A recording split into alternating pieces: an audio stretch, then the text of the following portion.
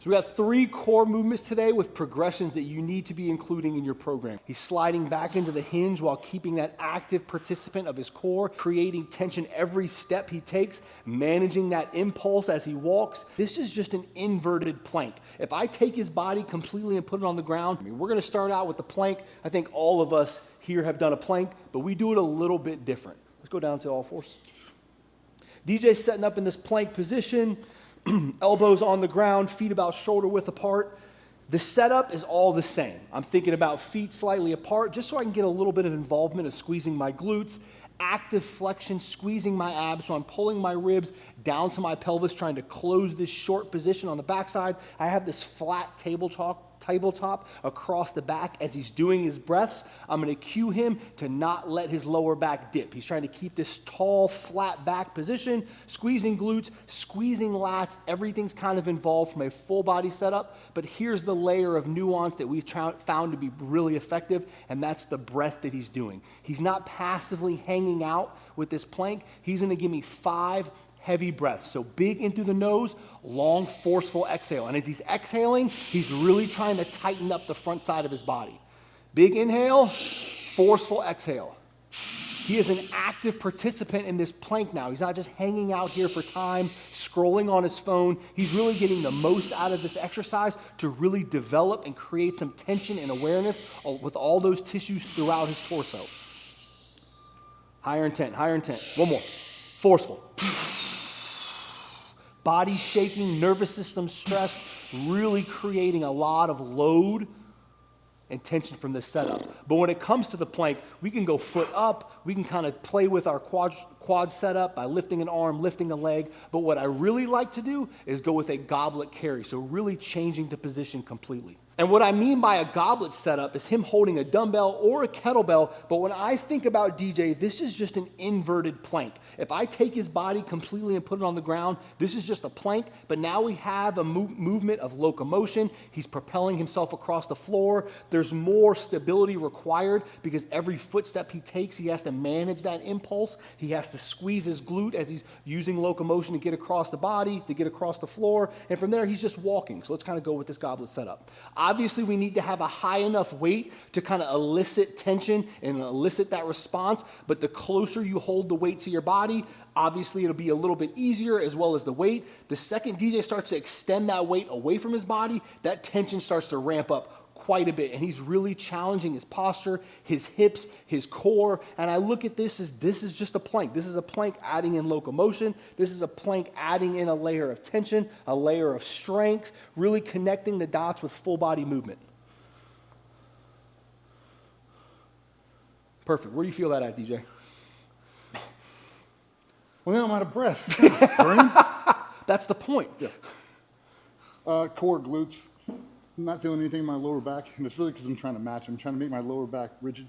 I'm trying to get my core to match, so I sandwich in between. For me, if I keep them both vertical, then I know I'm not leaning far back. I know I'm not letting a dumbbell lean me forward, just vertical in nature, and then I'm just trying to compress everything. Trying to squeeze the dumbbell as hard as I can, keep my lats engaged, keep my shoulders engaged. And then every step is like, flex a glute, big toe, flex a glute, big toe. And then I'm trying to match my front and backside to compress it all. When we think about planks, they're commonly pushed as like, oh, I'm too good for planks, or I'm too good for push-ups, or these basic foundational movements. But to me, that sets the tempo for everything. Because now once a person really understands how to hold a plank and the cues that I can layer with, now when I have him do this carry, he already understands my verbiage. He already understands active flexion. He already understands squeeze my glutes. He already understands I'm looking for that big toe down. So it's kind of like giving yourself as a coach a lot of room for growth, because now I've already given you so many cues. Now I'm just adding in movement. Everybody asks me, post a bunch of shit, and they're like, what do you do for abs? What do you do for abs? If I can only pick one thing, I do heavy breath exhales on the plank, and then I take that concept and we apply it to everything else. Yep. Like, how tight can I make this whole thing as I exhale? How forceful can I do it? And really, that's my number one. If I could only do one ab exercise, I'd only do heavy breath planks. I feel like that connected all the dots for me.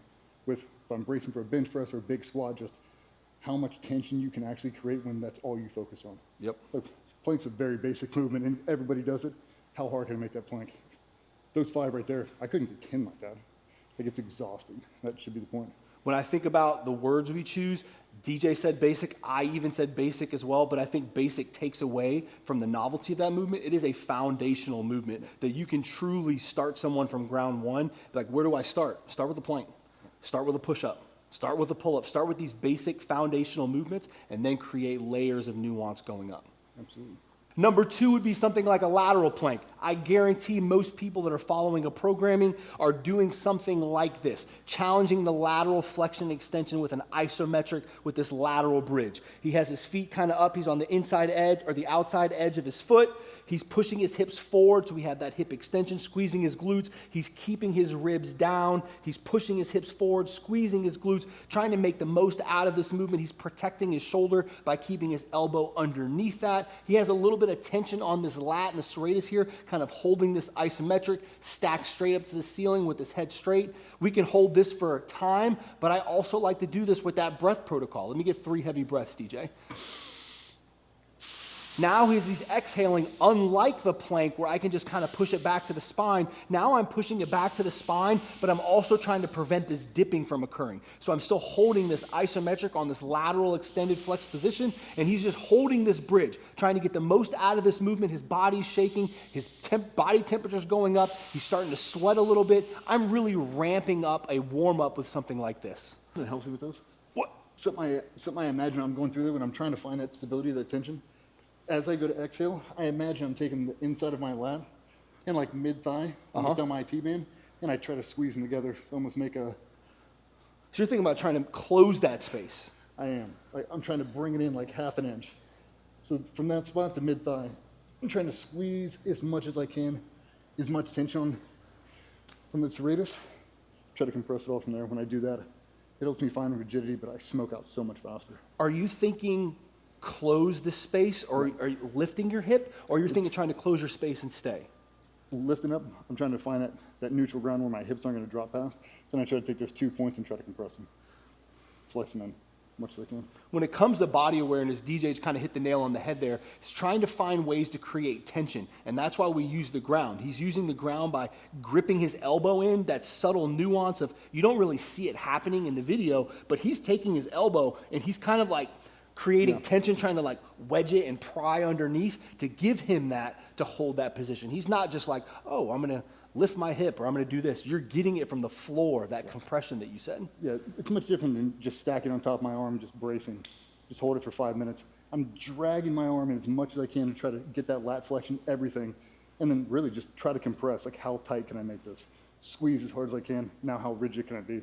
But how do we progress a lateral bridge? No different than the plank. We'll kind of move to a suitcase carry. Now we're just adding locomotion once again. But the main thing here is lateral flexion and extension and isometric on the core, just having locomotion involved with walking.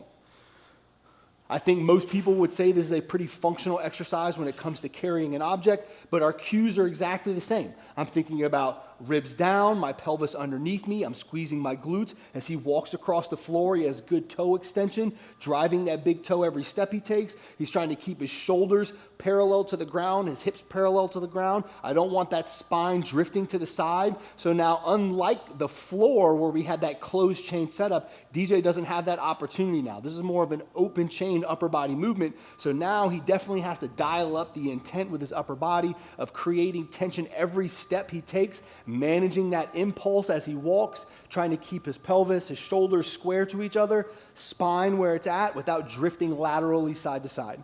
Imagine you're holding on my arm, I'm trying to fight it against it, just keep myself parallel, because if not, I'll end up in an off-centered approach. And feel it stretch. Like, do I feel centered? It's going to be hard. It wants to pull me over. Now I'm just trying to counter it. Like, can I keep my shoulders level? Where do you feel your hips at while you're doing this with the suitcase? Slightly off-center, probably a couple degrees, probably out that way. I'm trying to match them. And then just flex the glute, each one. Do you feel that you're still able to own that position of driving your big toe down into the ground? It is more challenging, and I feel like if you try to do everything in one process, it's going to be harder. So if we have 4 sets of it, as you're building up, I'll do 4 sets. I'm just going to try to keep everything symmetrical. I'm not even worried about my lower half right now. All right, I've got my upper body tight. Now it's adding glutes. Upper body's tight, adding glutes. Upper body tight, adding glutes, big toe. Trying to roof my mouth. Just kind of build up and So, I mean, we've done thousands of these things at this point. So when we first started, it was just kind of be level. You come by and add pressure to my opposite arm. It's like, Yep. There it is. Now I just imagine you're there. So I push down on nothing. That's how I keep it rigid. It works for me. With this third setup, we're going to go with more of a rotational setup. So DJ is using a cable stack here, and he's in this half kneeling setup. He's got his glutes underneath us, and he's going to start from this low point, and he's going to go up overhead in a diagonal pattern. You're probably already doing a lot of rotational movements, whether it's with a medicine ball, with a cable stack, with bands. I definitely like to have those rotational elements, but anytime I can add a diagonal line, whether it's a lift as seen here, or going down with a chop movement, this is a very controlled pattern, nice and slow, consistent resistance with the cable stack. He's lifting up, driving this left hip, turning his torso. This half kneeling setup allows us to kind of be a little bit more involved with our lower body to get more rotation out of the upper body. But I like this setup, and I think this is pretty consistent with training in the rotational sports and tactical athletes. What do you think about this one? I like it because you don't end up in this position very often. So when you do, to be able to find stability, we shoot on one knee, we do a bunch of different stuff. But for me to be able to create the stability, if I grab this thing and I'm not connected at all, and I let everything go loose, it's very challenging. Yeah. Especially because my knees aren't super wide. I'm not necessarily on a tightrope, but kind of feet shoulder width apart. And if I don't lock in this glute, if I don't find stability, understand my center line, and be able to connect it all, it's going to be very hard to not have this thing pull me off. I'm trying to be in control the entire time, so as I go, I'm thinking left glute, drive my knee through the floor, find stability in that toe, apply pressure with the toe. When I go to my right leg, I'm trying to keep this thing in one straight line. And as I go up, imagine that kneecap intersecting with that 45-pound plate in the wall. And I see how still I can make it. Knee still there. Connecting dots. DJ's creating tension like he said. Really all of the cues kind of build on each other if you guys haven't noticed that yet. So that's a slow and controlled movement, very aware of our position, but we also like to progress that with some dynamic elements, and we're showing them that dumbbell diagonal chop. So a progression off that cable chop is now using a dumbbell. So instead of just the lift, he's incorporating the chop as well. This is a very dynamic movement. He's being explosive. He's being violent with his hip. He's connecting the dot through his foot being cued onto the ground. He's sliding back into a hinge, feeling his hips, and then he's driving his glutes forward as he lifts this kettlebell or dumbbell up over his shoulder. As I load this thing, we mess around with hand positions. Like you said, I'm trying to hinge, but I'm not trying to collapse. Yep. I'm not just going to rely on my hip thrust like a kettlebell swing or anything. I'm trying to build that tension all the way through, and the moment I'm ready, I engage this right glute, that hip flexor, and then I drive it to a point and allow my arms to go with it. And then right when it gets to here, I fire off my right glute as a stopping point. If I don't, and I really start to generate some force, this shit will go right over my shoulder, and now we start getting that passive extension where I don't have connection anymore. Now I start throwing out lower backs. I start pulling too hard, too fast. So building a little bit of tension, a little bit of a rock, and understanding your break is really the connection with your lower half to stop everything from moving. And now when I get it all in alignment, I can stop here, here, here, kind of where we need to. Locking everything down, that left big toes down into the ground, keeping that knee in line with the second and third toe, his heel staying on the ground as well. He's sliding back into the hinge while keeping that active participant of his core. Abs are tight. He's throwing this dumbbell up over his shoulder as he drives that glute forward to stop the movement. He has an anti-rotational component of hitting the brakes, and then an anti-rotational component of hitting the gas at the bottom and the top. I just love this movement because it's pretty violent. It's rapid, it involves the whole core, it involves the hips, and it really connects the dots from the foot up to the shoulder. Really good at connecting dots. If you didn't grow up in a swinging sport, I didn't grow up playing baseball, golf, to me this is a great equalizer. Yeah. The guys that don't grow up generating force in the hips, connecting the upper body and lower body, and then be able to displace them, that's a really good tool, man. Helped me a lot. Those are 3 core movements you're probably already doing with progressions that you should probably try exploring. And if you haven't done these yet, you should definitely check out the GBRS Performance Program because we touch on these every Wednesday.